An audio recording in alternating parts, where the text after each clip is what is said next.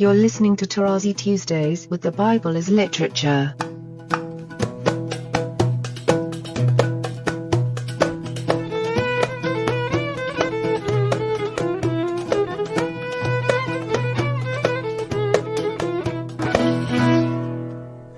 Hi, this is Father Mark Boulos, and you are listening to Tarazi Tuesdays with the Bible as Literature podcast. This week, Father Paul explains that the God of Scripture controls life and death, noting the advantage of using extreme examples when teaching. I am happy to introduce Father Paul on the Bible as Literature podcast, Tarazi Tuesdays. Can you talk a little bit about what that means, that there is this Nishmat Chaim, and what that means in the creation of the human? Well, that again, because we assume that Hayim is positive, but Hayim, life or the living beings, is also functional, the way I understand it.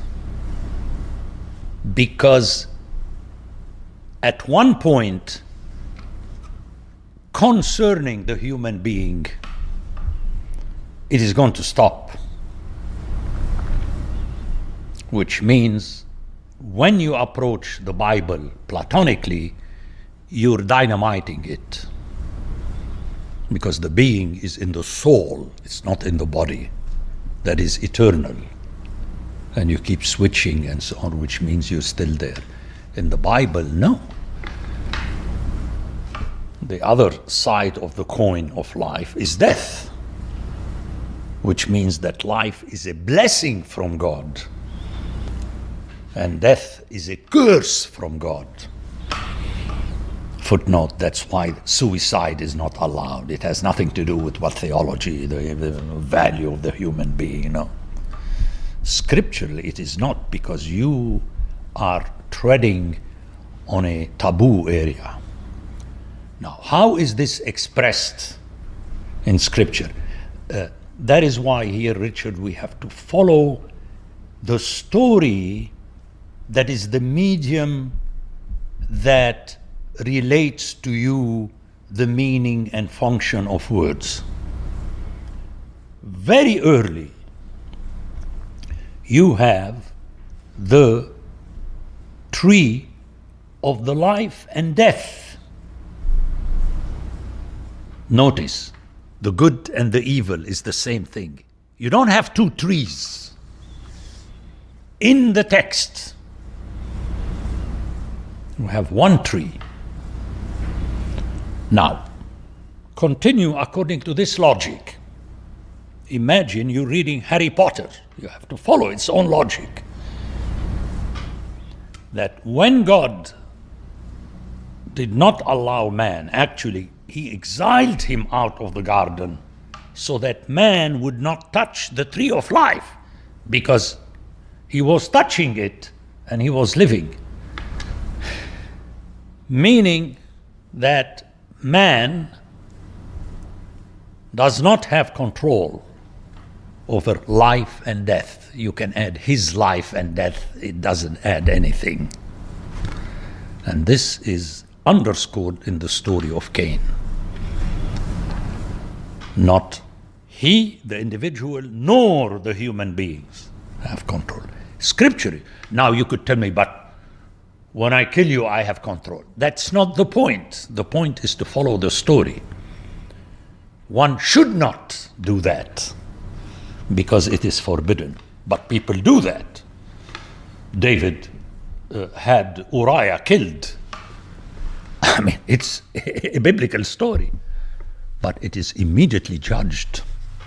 Now, philosophically, I can imagine myself at the age of 14, excited teenager. But how come God decides to kill the first child of David from Bathsheba? Aha! That's the point. It's fantastic, this story of David, because people, how many times you have heard that it is God by his own hand, the Lord, that killed and struck him with the same verb that is used to speak about the plagues. I refer to that in my book. That's very shattering.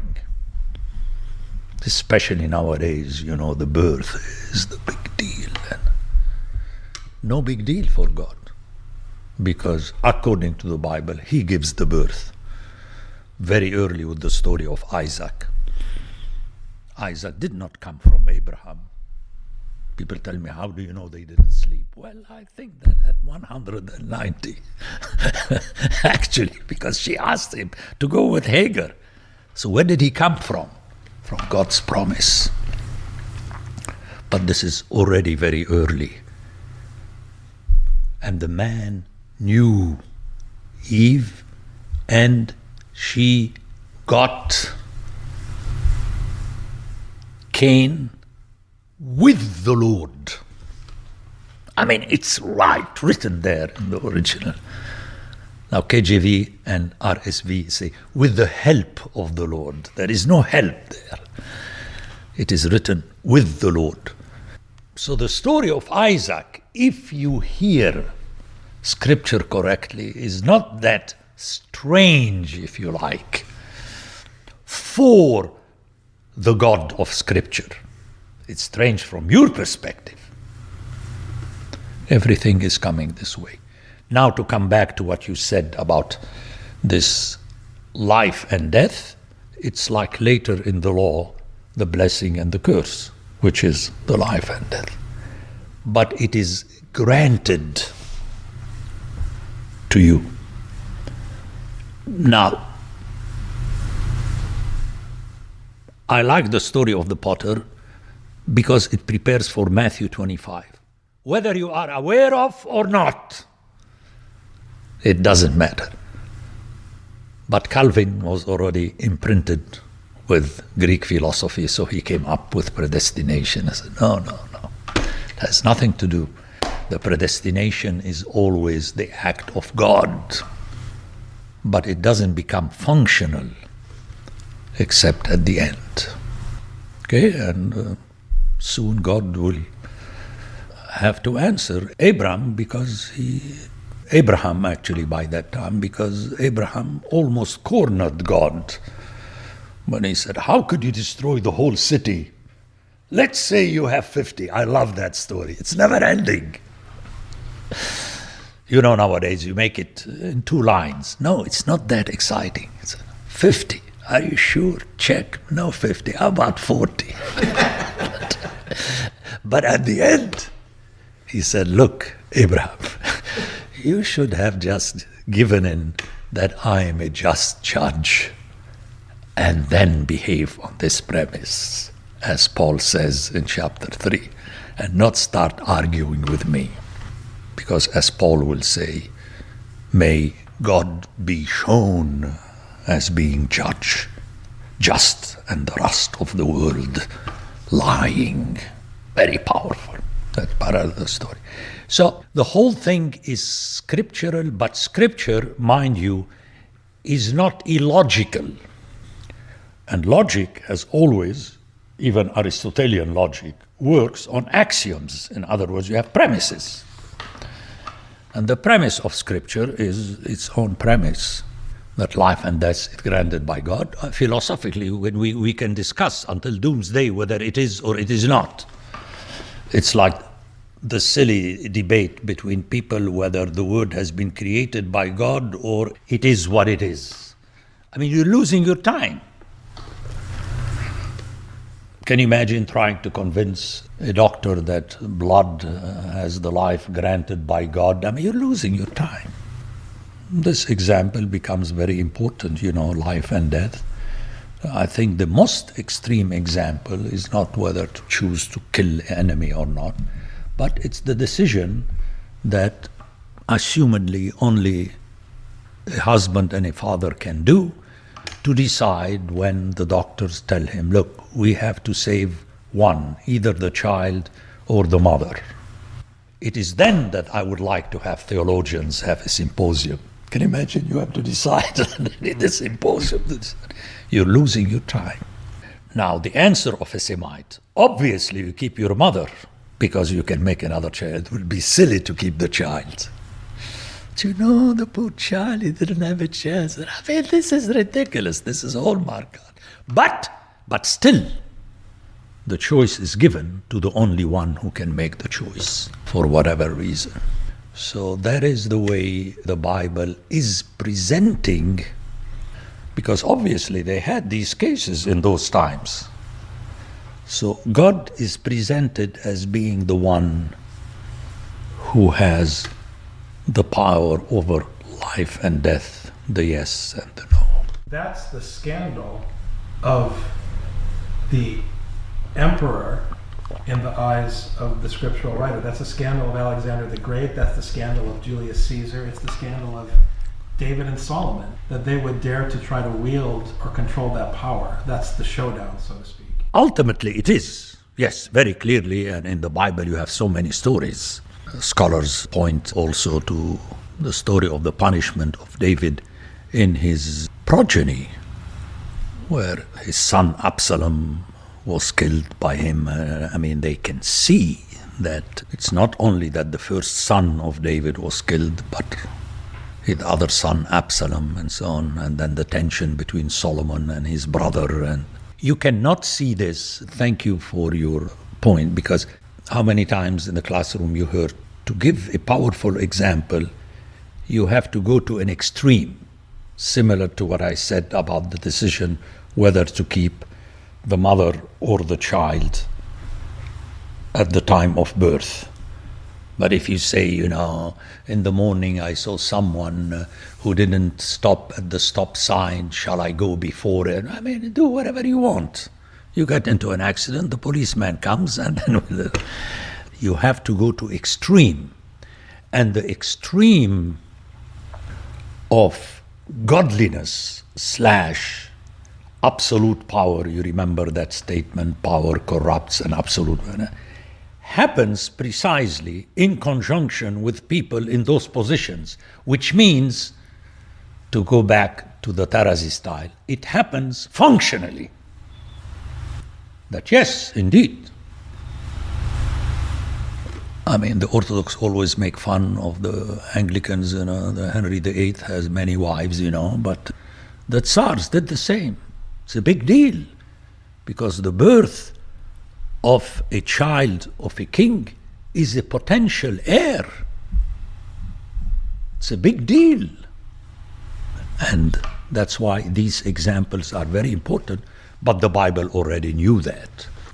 Cain is still individual, but a few chapters later, you will hear in chapter 6 about how Adam wanted to control the women and so on, and then, but more majestically, in chapter 11, with the city and the tower and Babel, where God's hand, if you like, was forced to intervene as drastically as he did in chapter 3. But again, you have the play. Just, I need my hearer to cap as much as I can, Sometimes I lose hope because they still are in their philosophy and they don't know the original and the word. The way, and I mentioned this in the intro, the way you had it play between, in the case of Tohu and in the case of Afar, you have a play also there between these two verbs that can parallel one another, parad or farad and fus. It's the function of the spreading. Is it the spreading unto blessing or not? That is the decision of God, and Scripture uses that, and Paul capitalizes on that the punishment of Israel proved to be a blessing unto the nations, because when they were spread among the nations learned from them about the law. It's not that they were a blessing and you touch the garment of a Jew. No. And Paul uses this. But then he says, now that you Gentiles are privy to the law, the same rules of the law concerning life and death applies to you. And let me go on a tangent, because it's dear to my heart, very important. The destruction of Scripture in Alexandria, that was the place where traditionally the scripture was translated into Greek, they took over, philosophy took over theology and destroyed the whole thing. That actually you don't need the Old Testament. Remember the classical theology that Greek philosophy prepared the Gentiles to Christ the way the law prepared the Jews to Christ. I mean, would Paul accept that? And this is the basis of all theology. And here I would say, especially in the West, at least in the East, they dream in their mysticism a little bit. But there, this is how it functions. And I would like to repeat that this is not what Scripture is saying. And how many times you heard me say, you want to conclude that Scripture is wrong? By all means, I'll be very happy, because this way you'll save me time. I'll stop teaching you. But if you want to take it, you take it on its basis. The oneness of the good and the evil, the oneness of the light. Remember how early theology, and it was good in that it reacted against dualism. It opted what to take from philosophy and what not to take. But definitely dualism was rejected totally, because it bluntly contradicts Scripture. There is one source. And notice how this remained in theology when you had the tension regarding the filioque, as the Orientals say, you cannot split the origin among two. And again, I'm giving examples to invite my hearers to realize that this issue, it's a major issue, but ultimately I'm talking about Scripture and not... Okay? The Bible as Literature is a production of the Ephesus School Network.